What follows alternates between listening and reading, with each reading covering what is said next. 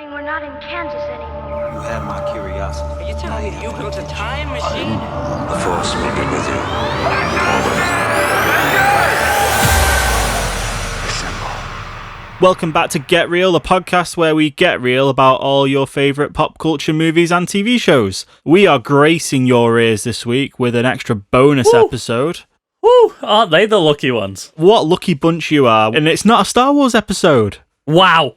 Oh my God. There is media out there that is not Star Wars? What are you talking about? There's not even Star Wars news in this, Chris. It's not even remotely anything to do with Lucasfilm, anything. Nothing. I know, Sam. I just wanted to get the names in there. You drop my name, so I'll drop yours. That's Sam and I'm Chris. Yeah, we're your usual hosts and co-hosts for this week. And oh, yeah. Yeah, so no guests, but, you know, keep peeled. Make sure you subbed for future episodes, especially if you're catching this extra bonus one. You know, this is how we treat the listeners of Get Real Pod, Chris. We're gracious hosts and broadcasters. What can we say? This week we're talking all about the Snyder Cut being an official thing. We did report about this on our story, but it was a little bit preemptive. It wasn't actually confirmed yet. Yeah. Sure, it's actually been confirmed. It's actually a thing that's happening. And we're going to chat a little bit about the Snyder Cut because both me and you are big comic book movie fans, as this podcast suggests. Yep. And we're going to give our thoughts on a Snyder Cut, give our thoughts on the original Justice League, and we're going to chat a little bit about what this means for the future of re-edits, potentially. But before we do that, Chris, I think we've got a couple of bits and bobs for us to catch up on, because we haven't done a news or an ad hoc episode for quite a while, have we? So completely forgot that there's been any sort of news. But basically, we're going to go through the trailers that have dropped and some other bits and pieces, aren't we? Yeah. I think we should start off on a bit of a down note, so then the rest of the episode's more upbeat after this. Sadly, we have lost a few people from the industry over the last few weeks since we've not been doing news. Obviously, it's a bad time for everybody. The first one that we heard about was Irfan Khan. A great loss for the industry. He was a fantastic actor, known for Life of Pi. He was in the Jurassic World films. He's a great Indian actor. If you Google the name, you'll know the face, definitely. That was a very sad loss. He was quite young as well, really, wasn't he? He died quite young, so what a shame. His career was only going from strength to strength. Like, he was big in India, and then he really started to break into Hollywood probably about 10 years ago, possibly more. And he was just doing great work. I think he was greatly underappreciated. Yeah. Fred Willard, we lost as well. A great comedy actor, especially in like the 80s and 90s. He did a lot of work. Our generation probably know him best from like those slapstick spoof films. He did a lot of them. Yeah. And the American Pie films. The saddest one for me, anyway, Sam Lloyd. Yeah, he's from Scrubs, isn't he? Yeah, from Scrubs. He sadly passed away from brain cancer, completely unrelated from anything else like that. Like, I'm a member of a lot of Scrubs groups online, and they had like a fundraising page for him and stuff like that to help try and pay for his care. And he sadly has got a child that I don't even think is a year old yet. Oh, that's a real shame. It was a real like struggle for him, so that's really sad. He is the nephew of Christopher Lloyd as well from Back to the Future. Oh, really? Yeah. But Sam Lloyd played the same character across a few different shows and stuff as well, and he had a band and everything like that. It is a real sad loss for the community. Yeah, no. What a shame, man. That's what a shame. Yeah. That's all that I remember seeing in the headlines. Maybe there have been a few others, but this is all that I know. So we can move on to some brighter notes now. Let's bridge the gap a little bit, because I'll start to lighten it up before we just hit trailers. You mentioned Back to the Future. I was watching, the Google search results quiz interviews that they do. Elijah Wood did one, and I had no idea he was in Back to the Future. It's like, he plays one of the kids in the diner playing on the arcade game. Yeah, it really shocked me. Like, I was like, what? And then when I watched it back, I was like, oh yeah, that is Elijah Wood. Yeah. I think it was something that people just seem to forget for a long time, because like he was in that long before like he was a big name actor and stuff like that. So like it was like people had to like go back and Elijah Wood was in that. crazy thing. Crazy thing. Yeah. So now we can then bridge that fully into trailers. So do you want to get us started on trailers that's come out over the last few weeks, Chris? So the first one I've got on the list was King of Staten Island. This is sort of like a drama comedy featuring Pete Davidson from Saturday Night Live and a few other comedy films, playing a guy like struggling in his 20s, sort of like a weed addict, tattoo artist, dealing with the death of his father and trying to find his place in the world. Have you seen the trailer for this? Yeah, I have. Yeah, it kind of riffs a little bit on Pete Davidson's actual life, because wasn't his dad an actual firefighter that... I believe so, yeah. I did, unfortunately, not to shit on it, but I mean, I did see a bit of controversy in the comments section for this trailer. So hit me with that. Well, I mean, let me see whether I can pull it up really You read quick. the comments on stuff like this a lot more than I do. I tend to stay away from YouTube comment sections. Yeah, I think it's a little bit less toxic than what it was when I first read it. But it does talk about how it's basically, well, it says here, so this is basically what Pete's life would have been if he didn't become a comedian or an actor. They always say write what you know, don't they? So, like, playing a character that you can relate to so closely, you'll probably get a better performance out of him. Yeah. And to be honest, this did look like probably the best thing he's ever been in, to be honest. Yeah, to be fair, like, I don't think he's good. a great actor. He's a good comedian. It's being directed by Judd Apatow as well, isn't it? I believe so. I mean, it's got good comedic chops behind it. He's also in The Suicide Squad when that eventually comes out. He is in that. I think he's going to be on, like, the rumoured team that dies in the first mission in the first 5 minutes of the film. Because I think he's playing some, like, bizarre, like, fucking 80s pseudo hero villain that nobody knows exists. Yeah, there's a bunch of real weird... Yeah, a bunch of real weird heroes or anti-heroes, villains in this, isn't there? It's James Gunn's finest. He's literally just gone into his old comic book collections and been like, who's a weird fucking character? Everything James Gunn tends to do is pretty good, so we can hope that this will be pretty good as well. I'm still hoping for the Ice Cream X-Men standalone film. Yeah, Unhinged. You sent me this one. Yeah, so I was quite surprised at this because Russell Crowe, let's face it, he's one of those actors that sometimes you'll see a film that he's in and you'll be a little bit like, maybe. I mean, what was the last big thing he was in? Was it The Mummy? That was the last, like, major thing, I think. Yeah, the last kind of popular... He's been in plenty of stuff after that, but that's, like, the last headline shaker. Anyway. Yeah. So I thought this was really cool because it's got horror vibes, but not quite horror. It's more like a suspenseful thriller, which is obviously, if you know me, that's my favourite kind of film because I love a bit of good suspense. But yeah, it looks pretty sick. Like, I mean, the trailer does pretty much give away everything that happens in the film, but I think it's going to be more about seeing how those events develop and kind of seeing this guy who has a car crash and he just wants to, he's just gone through a real shitty time and he just wants the woman to apologise and she won't. It's like, what?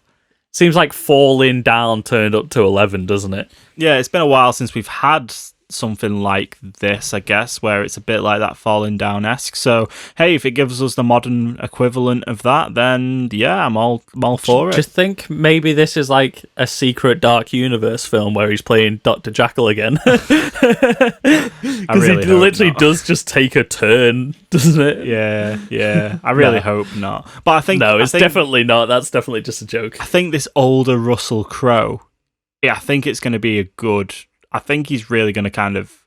I've got a good feeling, Chris. I've got a good feeling that he's gonna do well in this. Keep those good vibes. Keep it. I like that. I wanted to drop a quick mention to Shirley. So this is the new sort of like indie thriller film that seems to be coming out this year. I believe it's this year.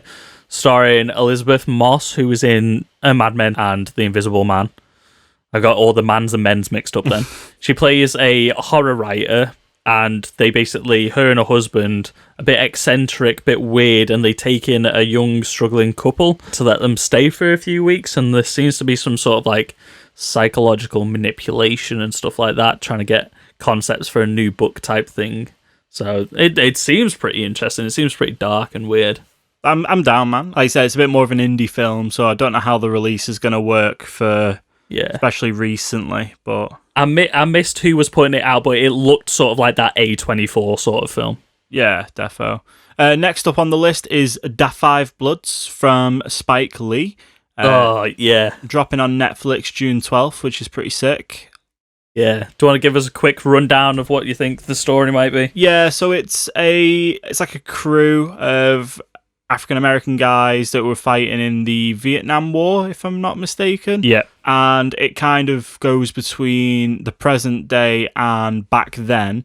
And I think you've got Chadwick Boseman in this, you've got a pretty good cast list, and it's Spike Lee. So if you enjoyed the Black Klansman and stuff like that, it's a wicked film, then this is going to be wicked anyway.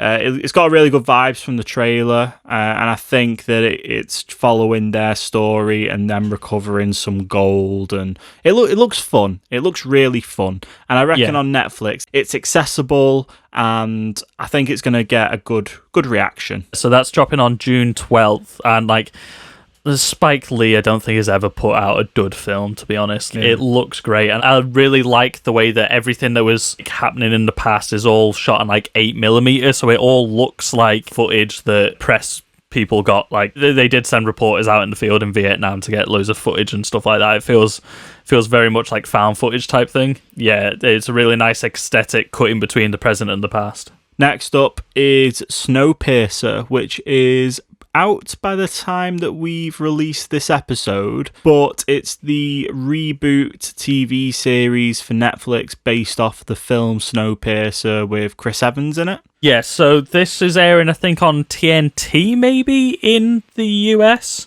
It's airing on Netflix in most of the rest of the world. So I didn't realise this was coming out so soon as well. I thought it was a while off.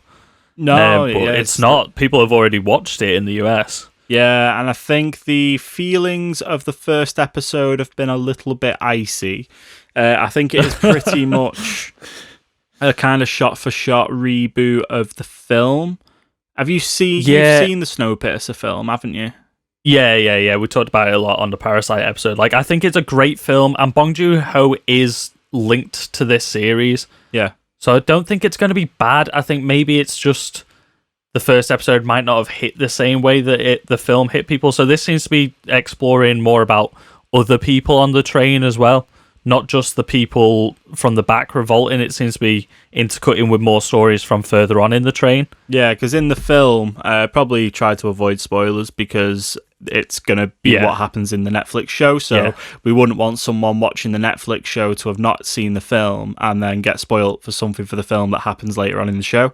So in the film, the way it works is it heavily focuses on the poverty end of the train, basically, doesn't it? And then you start to discover stuff as you move through, where I think this is a bit more split down the middle, as you said, where you're following the two narratives a little bit more closely, which I suppose for a TV series, you probably need that to keep the interest going, I suppose, don't you? Yeah, definitely. And I mean, it looks like one of the stories that it's following is Jennifer Connelly, which is a fantastic actress. So yeah, cool. Yeah, I'm down for that. Well, hopefully it's a bit better as it moves on.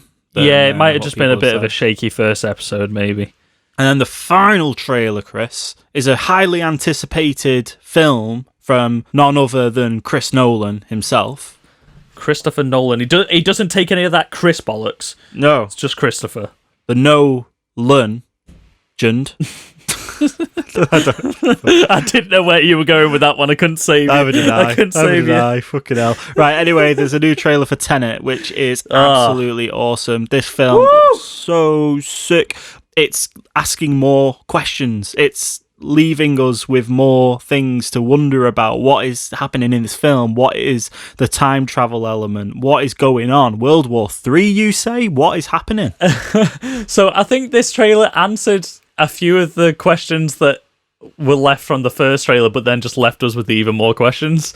You kind of understand the time travel a little bit more, and it's sort of localized within this authority and all that sort of stuff, and how it's not necessarily time travel, it's inversion, so you just sort of rewind in time and stuff like that, which is pretty cool. Yeah. But you're just left with more questions, just wait, what the fuck's actually going on? Yeah, literally. And I remember people thinking that when the trailer for Inception was coming out as well. I can't really remember when... Inception's like one of those films where I don't quite remember trailers for it. I remember trailers for things like Interstellar and stuff like that. Yeah.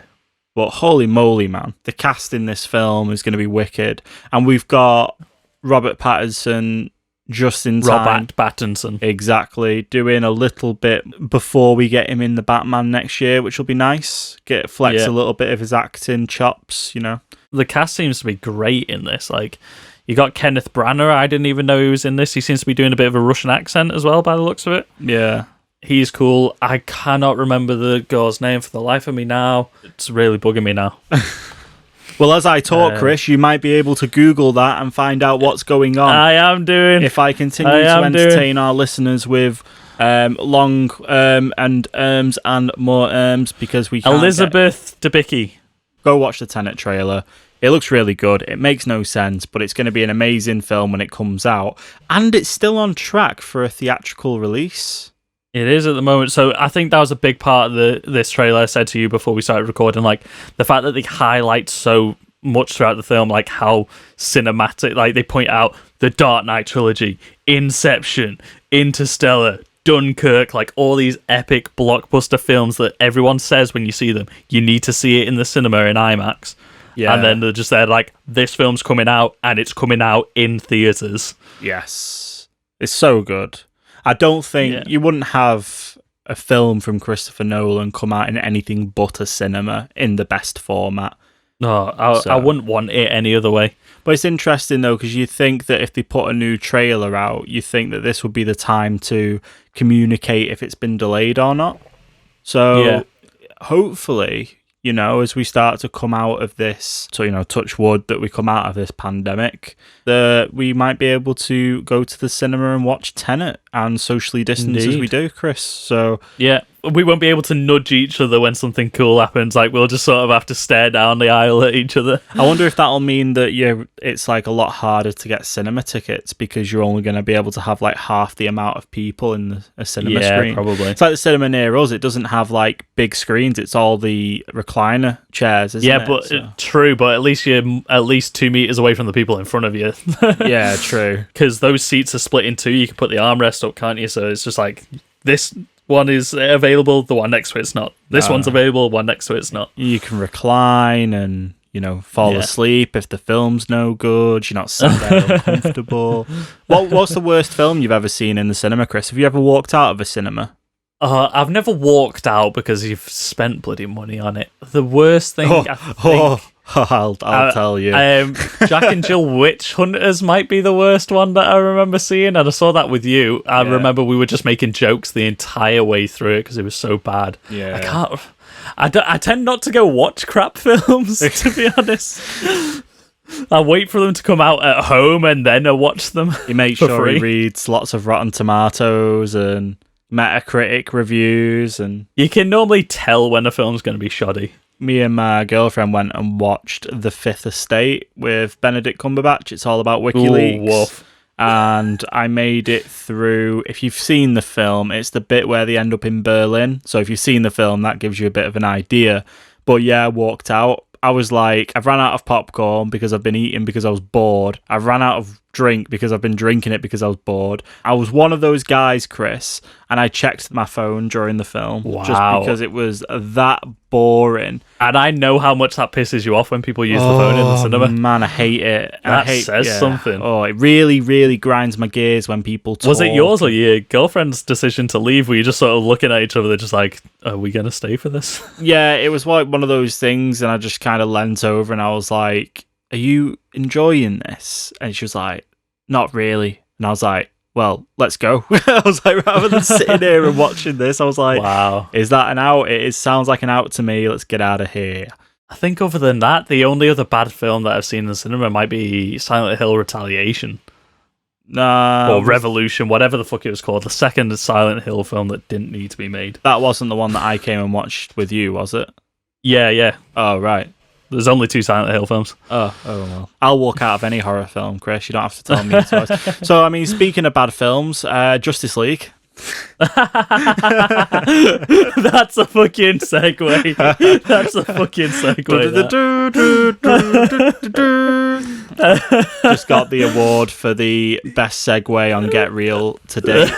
It's only taken me 26 episodes. We're getting good at segues now, guys. Right, yeah, Justice business. League. Okay, so if anybody's been living under a rock for the past few days, Zack Snyder did a rewatch party, which everyone's doing nowadays for Man of Steel with his wife, and they had guest star Henry Cavill came in. They were watching it with a bunch of fans and stuff like that. And then at the end, they did a Q&A and stuff like that, asking questions about like the DCU in general and especially Man of Steel. And then somebody was like, okay, it's time to ask the big question. I don't know if they were planted or whether they just thought it was like, right, okay, I've got my chance to ask Zack Snyder this, so I'm going to ask a bloody it anyway. HBO or Zack Snyder's PA or something that were on there. Probably. Like, right, we're going to make sure, we're going to put a feeler out and then make sure nobody asks about the Snyder cut before you do it. So then when you do it, I'm ready to answer it, and then we can get the thing up on the screen and then be like, the Snyder cut's happening, and then... Yeah, because I think if it was just normal fans, the first question he would have got asked as soon as the film ended. Before they asked anything about Man of Steel, they would have just been like, when's the Snyder cut happening? Yeah, literally. Yeah, he announced it. It's a thing. There's a trailer out there, which is pretty much a recut of the trailers that we saw last time with a bit more black suit Superman in it. Yeah, they've just kind of rekeyed his suit, I reckon, for this, and just to get a little bit of hype going. Well, no, they were actually shots that we've actually seen set photos of him wearing the black suit, so we knew that was shot. And this is where he actually doesn't have a mustache, right? So it's full on. You don't have to worry. You don't have to go in and think, do I have to see that horrible upper lip again? It's just the uncanny valley. It's like we were talking about the CGI in Rogue One, the de-aging. It's the top lip again. It can destroy a human face so easily. Yeah, literally. How did you feel about the original Justice League, Chris? I left the cinema thinking that was fine, and it wasn't anything more than fine. And I think with the MCU doing so well, and I am more of a DC fan when it comes to comic books, like, I had such hope for this film, and it came out after Wonder Woman, didn't it? Yes. We had Dawn of Justice, then we had Wonder Woman, then we had Justice League, wasn't it? Yes, correct. Wonder Woman was fantastic, and I went into it with such high hopes. I was let down. I was like, it was fine. It shouldn't be fine. A film like that should not be fine. It should blow your goddamn mind. So how's your opinion changed of it since when you first watched it in the cinema to now on the original Justice League? To be honest, I don't think I've watched it since then. Nope. I saw it in the cinema once. I don't even own it on Blu-ray, so I was looking through my Blu-rays before we started doing this, because I buy every film that I buy a physical copy of, and I don't have it. See, I work next to a HMV, which is a popular media outlet in the UK. So whenever something gets released, you have that immediate urge to go out and buy it. So I do have Justice League, but whilst you entertain, I'm going to quickly check whether I've actually opened it, actually broke the seal on it. I'll just be 2 secs. I'm just going to lean over. When we first heard rumours of the Snyder Cut and stuff coming out and everything like that, I was like, it seemed to be like everyone was sort of leading us in the direction of thinking that there was like a final cut of the film there. Even if it wasn't like that different, there was a different version of it there waiting. And people were saying like there's going to be versions with like animatics in it and stuff like that. I think it was Kevin Smith that said that it'd have like storyboards and animatics in there to fill in the blanks of what wasn't shot and stuff like that. Do you know what? If they've got a version, take out the animatics and put it out online now. Like, while we're in lockdown, just do it. Like, because rumours started to circulate again with loads of films being put online and stuff like that. Yeah. So I was like, right, if they've got it, just do it. Like, it'll shut everybody up. If it's better, it's fine. But now it's going to be at the moment, the rumours are it's going to be a 4-hour film or maybe a 6-part 1-hour series. Yeah. Sort of like how they retooled the extended cut of The Hateful Eight into an 8-part series for Netflix. So this has been opened. I think it has been played because there was fingerprints on the actual disc. So I did rewatch it at some point, but it was that forgettable that I probably haven't. remembered it. So, I mean, the good things about the original Justice League, and we say the original because we're getting the alternative cut, but we did get the introduction of Aquaman, Cyborg, and the Flash in there, which was all fine. But obviously, this film did have its faults. And there's a bright red sticker on this Blu-ray, Chris, that says, includes bonus scenes not seen in the cinema. That's very ironic. Because everybody was asking about it. Yeah, like, I think the cast is fantastic. What they set the groundwork for could have been great. It could have been amazing. Like, I don't think there's a single weak part of this cast, to be fair. I think they're all really well cast. And we've seen from the other standalone films, the only ones that we haven't seen much of is Cyborg and The Flash. The big problem that they had in terms of the cast was the direction of the cast.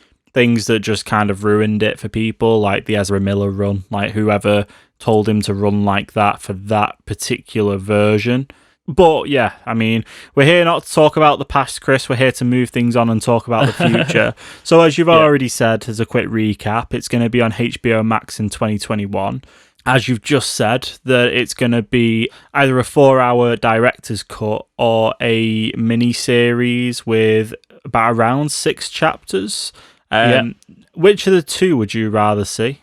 Judging by what Zack Snyder said his overarching story is, maybe the 6-part series, because I think that his version of Justice League was meant to be the first part of a trilogy.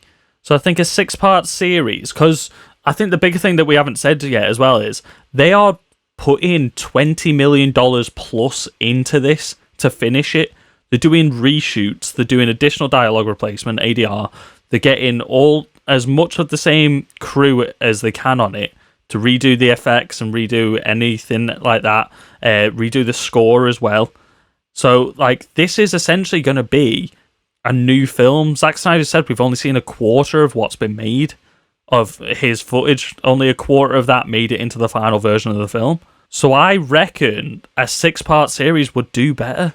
Yeah, I agree. I mean, it's mad that we're going to have that much in there for a 6-part series. Like, that's a bit crazy. But well, I suppose you when normally you think most films, they normally shoot 3 times as much as you see. And then that's all left on the cutting room floor.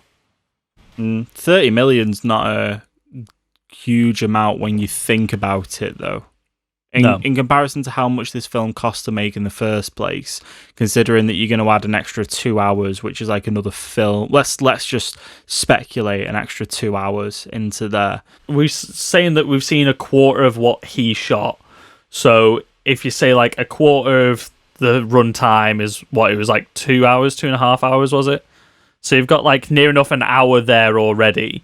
So he's got 4 hours there already, so they need to shoot an extra 2 hours, yeah. What I read is that they weren't actually coming back to shoot more stuff. I think it's up in the air at the moment. They're trying to figure out if they can get the entire cast back to do reshoots.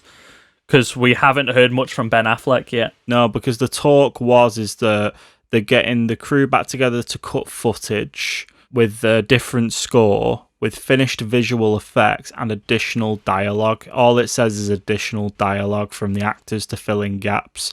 Doesn't say anything about people coming back for reshoots or anything like that. And it's always been release the Snyder Cut, not make the Snyder Cut. You know what I mean? So maybe it's... But now, like, it seems like they are making the Snyder Cut. That's why it's going to take an extra year to do as well. Yeah, I think everyone's got quite excited. But I think maybe we should just realign expectations to remember that some of the stuff in that film was still Snyder. Like, you have to, like, some of it was still shot by him because he was in the credits at the end of the day. You know what I mean? Yeah. So, but there are lots of things that got cut out. So, in terms of this, Zack Snyder, if you're not on Vero, which I don't think anybody really is, except for Zack Snyder, it's literally his social media account is that whole entire platform. But he's been dropping stuff for quite a while, so I went back into the memory banks and had a little look, and big old things like Ryan Choi, aka the Atom, was teased as a director of something or other for Star Labs. You had Martian Manhunter in there, which is actually a thing. Harry J. Lennox was going to be the Martian Manhunter for this, apparently, according to Zack Snyder. And he's also teased that on Twitter as well. He was in Man of Steel, wasn't he? And it was meant to be revealed that he was John Jones. Yep. You've also got the Green Lantern. You was meant to get more of a look at that. The biggest one is Darkseid was meant to feature a lot heavier in this film, wasn't he? This is why I'm saying maybe like a 6-part thing, because what he said that is going to be in this version of the film seems crazy trying to fit all that in. So you've got a bit of a conflict between Darkseid and Steppenwolf. It's meant to obviously leave on a cliffhanger for like the third to start a trilogy. So this was going to take a lot of time to discuss the previous times that Darkseid tried to invade the Earth as well. So we got that one scene in the final version, didn't we? In the theatrical version, where we got a Green Lantern in there, but we didn't see who it was.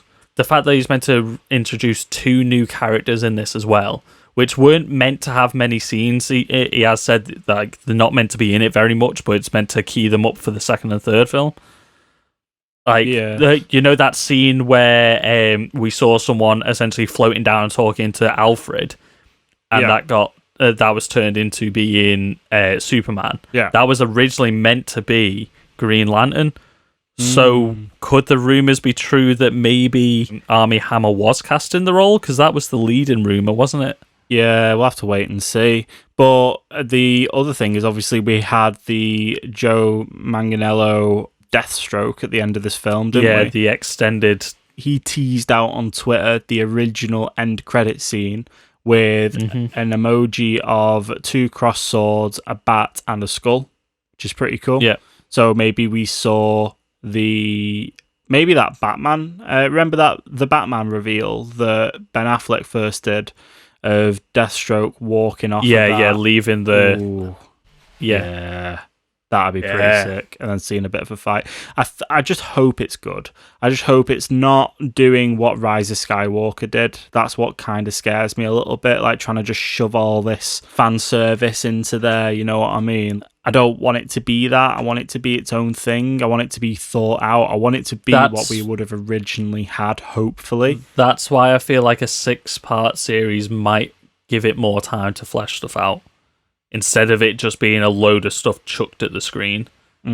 I'm so excited to see more Darkseid. If we get to see a full version of Darkseid, like in the trailer that we've got the Flash running away from Darkseid's Omega beams, and they're doing the awesome like zigzag, like they are keeping up with the Flash. Like, so we're definitely getting some version of Darkseid. Well, have you not seen the actual CGI renders of Darkseid from this film?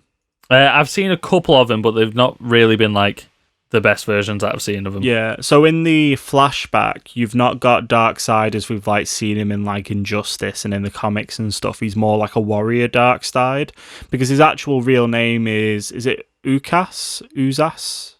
I don't know that one. Yeah, so his actual real name isn't Darkseid. He's actually known as something else as his real name. But Zack Snyder teased a photo that was captioned, I'm just going to say Darkseid instead of his actual name. Darkseid clearing the Defenders of Earth from the anti-life equation. There's a photo of him fighting on that original battle scene. There's another one of him, which just is him like shouting.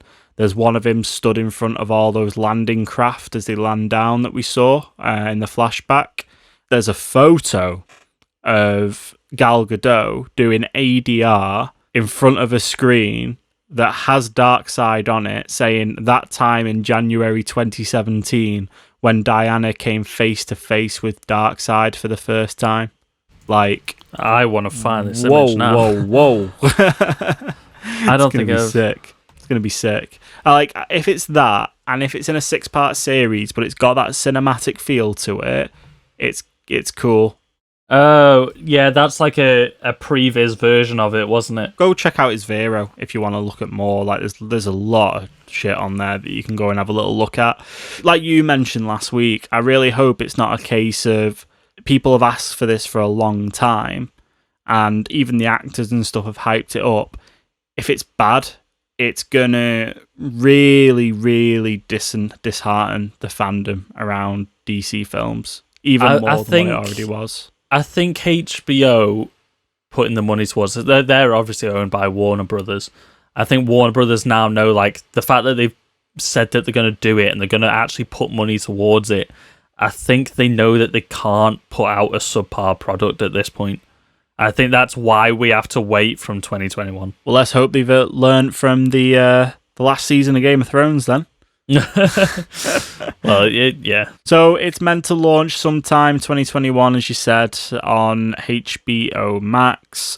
We will eagerly anticipate, and if this podcast is still around then, which we hope it will be, we will probably talk heavily about this. Definitely. I think we'll probably do a Justice League episode before it, maybe we do a 2-part. We do the original and then the Snyder Cut. Yeah. Oof. Or just one together, one big episode together, comparing the differences.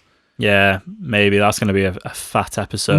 My question to you about this as well is, if it's good and it is received well, could you see them trying to course correct again back into this version of the DCEU? You mean like you then disregard the original Justice League? Possibly. You then... there is a report out saying that it's either Zack Snyder or HBO have said this will not get sequels and this will not replace the DCEU. But what if it's just absolutely fucking shit hot and people fans demand it? We've seen what happens when fans demand it. The other problem that you've got is that it probably doesn't link in, but you've got James Gunn doing Suicide Squad, which will probably be pretty separate anyway.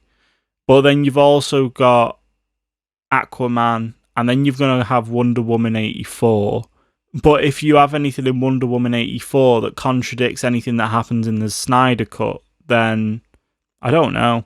I quite like the idea of just having alternative cuts. The one thing I don't want these to become is whenever a film is shit, that they release an alternative cut and then everyone's happy. I don't want things to have an alternative cut anyway. Because then if you allow alternative cuts to become acceptable, you then allow the problem of a bad film to become more acceptable, because then you could believe that they may just #release the Snyder Cut it. So whilst we're on the topic of that, do you reckon this paves the way for future alternative cuts? I think this ties into a bit of what we said on the Rogue One episode. Studios seem to be meddling with films a lot. And like normally you don't hear anything about it. It's only obviously these big blockbuster films which have such a huge fan base waiting for them and stuff like that. And everything's leaking about it. Like Fantastic Four, like Fan Four Stick, like... who was it? Was it Colin Trevorrow was on that? And like he says, like that version of the film is not what I wanted to make. It's not what I shot. It got butchered and reshot. Sorry, Josh Trank. Josh Trank. Yeah. Apparently, there's a good version of that on the cutting room floor somewhere. Like, but nobody's protesting to see it because people didn't really want that film in the first place. And then when everybody saw it, everyone was like, we don't want this film. It looks bad. And then like when it came out and it was even worse. The reason this one is so heavily been fought for is because Zack Snyder's got his own fan base anyway. People like the Zack Snyder style. A lot of people hate it. A lot of people love it. We know that most of what we saw on the screen wasn't the original version. Obviously the sad family tragedy and then Joss Whedon coming in, and we know that he reshot at least half the film. Zack Snyder's now saying it was like 3/4 of the film. I think that's why it was so heavily pushed for. I don't think this should become a thing regularly in the future. We've seen it in the past with like Blade Runner, the original Blade Runner. It had the original theatrical cut where they changed it. They didn't like quite how it was, so they wanted it to be a bit more noir-y. They had like a voiceover to it, like Deckard did a voiceover and it was more of a noir like detective film. And then you had another cut of it, and then you had the director's cut as well. So you got 3 different versions of that film out there, and that one kept getting messed with, but it seemed to be messed with for the better every time. I don't know. So I feel like it's... So I mean, do you reckon that this now pushes that over the edge where it's like, we're not talking like a black and white version of the film, we're not talking a re-edited visually, we're talking a completely different story re-edit. We're talking different characters are going to be in there. So the other example of this is what's going around a lot is the Ayer cut of Suicide Squad, where it had all the it's serious, man, and he's entertaining I've it as seen well. I've seen people saying it online, but most of the time when I've seen people talk about it, it's been a joke. But I don't think that film was great to begin with. It seems like most of what we lost was the Joker, and the Joker was the worst part of that film. So do we want that version? I don't think we do. The only time we should get stuff like this is if the director pushes for it themselves. Like, there's a better version of this film out there, but this is the one that the studio made me put out there. I think that's the only time this should be acceptable. It's kind of the same thing for Suicide Squad, though, because I've seen all the stuff he's been putting on Twitter, and he's been really going ham on it. He's been like retweeting fans, and he's been like talking about stuff and retweeting images and fan-made posters and all that sort of stuff. And a lot of it has been about the Joker, and a lot of the screenshots of the stuff from the trailer that we didn't get. And he's like really entertaining that idea. And when you think about the cut of the film that ended up coming out, it wasn't his edit. It was a trailer house that cut it together, wasn't it? So in the end, which is a very similar thing to, I suppose, is what you got with Justice League in a way, because that was cut by somebody else and someone came on to do reshoots and the story was different. But it was, I don't know, man, it's an interesting one, because if the Snyder Cut does really well, then do they reassess that? Because it's then acceptable within the brand of DC to go back and do the Ayer cut of the director's cut of the Suicide Squad. It's an interesting one, but it's a scary thing at the same time, because I don't know whether I'd want to see this become a trend or whether it's just a one and done for Justice League. I think the only times we should ever see this is very sparingly, and if the final product is better. Justice League has a chance to be better than what we saw in the cinema. It wouldn't be hard to make a better film than what we saw in the cinema, would it? The example I gave about Blade Runner, I think personally the director's cut is the better version. I know people out there that think the original narrated version is better because that's the type of film they like. They like film noir films. But I don't think that even if they put out the extended Ayer version, I don't think it would be that much better. And I think it would be better, but I don't think it would be earth-shatteringly better. Whereas this Justice League one, like that David Ayer one, he still shot everything himself. And he still got the final say on a lot of stuff. It wasn't his final edit of the film. That's right. You need to think the Snyder cut of this film, like, we saw a quarter of what his vision for this was. Because it basically wasn't his film. He got credited for it, but I don't think... It was like he wrote the first draft of the script and then they brought somebody else on to do rewrites and rewrites and rewrites. I would hate to see this become commonplace. I think the lesson that needs to be learnt from this is for studios to leave directors alone. It's what I said on the last episode. If you hire a creative with a very distinctive style and with a vision for the project, and you clearly trust them enough to hire them, then leave them to it. Don't then start messing about because people in suits that don't actually make films decided something. Interesting. It's an interesting take on it. I mean, I would probably, at the same time, because I'm a bit on the fence, so I've already said the reason why I probably wouldn't want to see it, because I wouldn't want it to be acceptable to give studios a second chance. I know that sounds really harsh, but they should get it right the first time. Well, yeah, if they're taking your money, going to the cinema is not cheap anymore. If they're taking your money, they should give you the best product that you can get. You wouldn't pay to get your house roofed, and it's only like half the roof that you wanted and the other half is thatched. Like, you'd kick off, wouldn't you? I think the best analogy is like the Edgar Wright version of Ant-Man that's out there as well. Like, because he shot a lot of that film before he left it. Like, I don't think there's time or purpose to go back and get Edgar Wright to reshoot the other half of that film. Like, I would have loved to see it, but I don't think it's worth it. I suppose, on the other hand, that when a movie is in production, you will always have alternative takes and alternative things be done, particularly if there's a film where they're not too sure how they actually want it to end. They may film a couple of different endings or a couple of different plot lines. Like, there might be a fork in the road in the script, you know what I mean? So, in which case, I would perhaps like to see alternative cuts, because it would almost be like an Elseworlds thing, I suppose, or like a Legends thing. Do you get what I mean? I think that's what bonus features are for, aren't they? As we saw with like The Last Jedi and, well, let's say The Rise of Skywalker anyway, they're very limited. And in The Rise of Skywalker's case, there's none. There's no deleted scenes. That's because the other version of that film never actually got made. It was just a script, wasn't it? So if you did have to remake certain films, or if you did have to see alternative cuts for films, I think it probably goes without saying, like, we would both be very interested to see this for The Rise of Skywalker, to have Duel of the Fates redone, like, to actually see in that a as dream cut. world. Yeah, It would never happen, but I would like to see that as a hashtag release the Duel of Fates cut. would you like to see a better version of the Fifth Estate? Would you? No, because I don't think it could get better. That was shite, honestly. Like, if you enjoyed that film and you were into that, more power to you. But honestly, that was.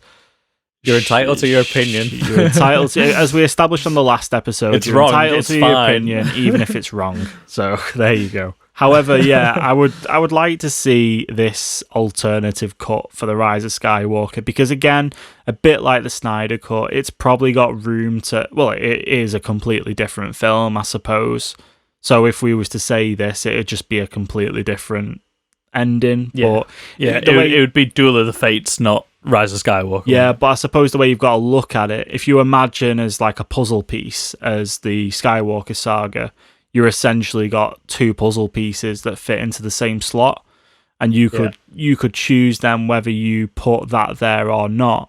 It's a tough one, isn't it? We'll have to see what happens with the Snyder cut to see that. So is there anything else that you'd want to see as an alternative cut at all? Do you mean any other film that I would like to see an alternate cut of, or anything that I want to see in this alternate cut? Any film. So what would you like to be remade? Oh, jeez, man. Oh, man. There, you put me on the spot here.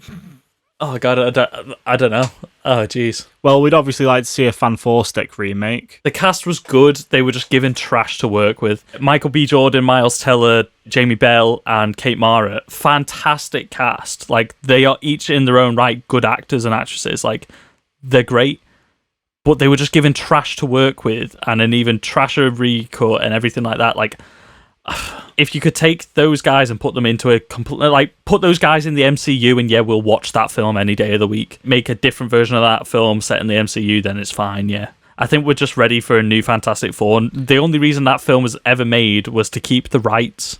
Like, it was not made for the right intentions in the first place. And if you're going into something just to turn money and to keep hold of a franchise, you're not doing it for the right reasons. There's no care there for it. And to be honest, we want to see the John Krasinski and Emily Blunt Fantastic Four anyway. I do think that's a good casting. Like, it's a bit over said now. Like, yeah, we get it. Like, that's what people want. But yeah, it would be good. Anyone else you cast as big shoes to fill. Yeah. Like, that's people's expectations. Because even that comic that was released where it literally looks like John Krasinski, it's like they want him to do it. Maybe he's already signed up. We will know in the future, Chris. It's like when they relaunched the Ultimates in the Marvel comics and they made Nick Fury look like Samuel L. Jackson. Yeah. We really would love a version of Samuel L. Jackson doing this, and then like 10 years later, they're like, right, we're actually making films. Should we get Samuel L. Jackson in? The other ones I probably want to see, which we've spoken about recently, is probably the original version of Rogue One. The Gareth Edwards cut of Rogue One, I would want to see. Yeah. And the Lord and Miller version of Solo. I'd probably like to see both of them as well. In a dream world, directors would be left to do what they were going to do, and it would be fine. Like, Ant-Man, I don't think is a great MCU film. I don't think it's a great comic book film, to be honest. Like, it's good, it's serviceable, and it is funny, but I think the Edgar Wright version would have been so much better. I think studios just tend to get cold feet now more than ever. People are more critical more than they've ever been. If you were in the studio's shoes and you had something where you've invested $250 million into it, and you are not sure whether this is going to land, then you probably do make a decision there. You don't wait and see. It's not that sort of industry. So I think the big issue is as well, because these films do get leaked and stuff like that, and there's a big sort of culture, like, if it's going to get leaked, then people might not go to see it as much, and it'll affect like the numbers and stuff like that. Films used to do test screenings Like, get a test audience in to, like, watch a film. Like, we heard that with Wonder Woman. Test screenings went in and they loved it, so they released that version. Deadpool, like, it happened with as well. Yeah, exactly. Like, if you send in a test audience and they don't react well to it, like they did with the recut of New Mutants, they're like, okay, test audience don't like it. They prefer the original version. Let's cut around the original version. But they don't want things to leak, so they're scared to get a test audience in. Just get a test audience in. If you, like, put so much money into it, it's going to cost half your budget again then to go course correct and reshoot half the film with the new director. Like, it doesn't really cost you any money to get a test audience in because people will go to that for free. It's normally the family of the people that work on the film. So get them in. If people react well to it, keep going with what you're doing. If people don't like it, that's when you spend the money and course correct. It feels like a simple solution that they're just not doing so that it doesn't get leaked online. Let us know what you think about alternative cuts. Let us know your thoughts about the Snyder Cut. Are you excited? Is this something that you wanted? Were you on Twitter protesting with your virtual billboard shouting #release the Snyder Cut? Yeah, what's the one thing that you're most excited to see in the Snyder Cut? Like, I want to see so much Green Lantern. I love Green Lantern. I think it's going to be a real interesting time when that comes to coming out. But we are a whole 12 months away yet. A time, hopefully, pandemic-free, and we can be back to normal. So that wraps us up for another week. Make sure you check us out across all of our social medias. Make sure you subscribed. Hit us up, Facebook, Twitter, Instagram @GetRealPod. And you can hook us up on email if you want to be OG. You can get to us on getrealpoduk@gmail.com. And you can get the podcast anywhere you listen to them. So Apple Podcasts, Spotify, Google Podcasts, any sort of thing like that. Don't forget to leave us a rate and review. It helps us so much. Share us with a friend. Follow the podcast so you stay up to date whenever anything goes live. We're also live on YouTube as well. So if you want to put that on in the background when you're online as well, just do that. There will be video content coming there soon, but obviously pandemic, me and Sam can't get together to do anything like that. But in the future... And also check out the little video that we popped on our socials and on YouTube as well, which is a little thank you. And you get to see our faces and see what we actually look like and how similar we actually look. We are I know people get brothers. mixed up with our voices, but we actually look the same as well. Yeah, that was poorly... At least our hats were on other ways. Yeah, true. Well, you have to wear hats in the video because it's quarantine and all our hair's all over the place. It's almost as though we're actually there because we are just finishing each other's sentences. You know, that's what happens after... Wait. We're finishing each other's... sentences. I was going to say sandwiches, but okay. Oh. What's your ideal sandwich? Ooh. What could you eat right now? If you could have a sandwich right now. Bacon and sausage butty. Oh, that's very British of you. Very British. Very Proper British. good one. We'll get a cup of tea. Oh, it's a bit bloody British. I think 16. Why are we doing fake British voices when we are British? Because they're not we proper, just do our normal voice. They're not proper British because we're from the north of Britain. So. I think that makes us proper British, Sam. Proper. We don't speak the Queen's English, is what you mean. Oh, God. 16 episodes in lockdown is... driving Have me we done into... 16 in lockdown? We've No, done... there's no way we stopped at episode 10. 1, 2, 3, 4, 5, 6, 7, 8, 9, 10, 11, 12. We've done 12. I was about to say, we definitely did more than 10 episodes together in person. Right, anyway, why are we still talking? Thank you very much for listening and catch you next time. Yes, check us out on Monday. Thanks, guys. Bye.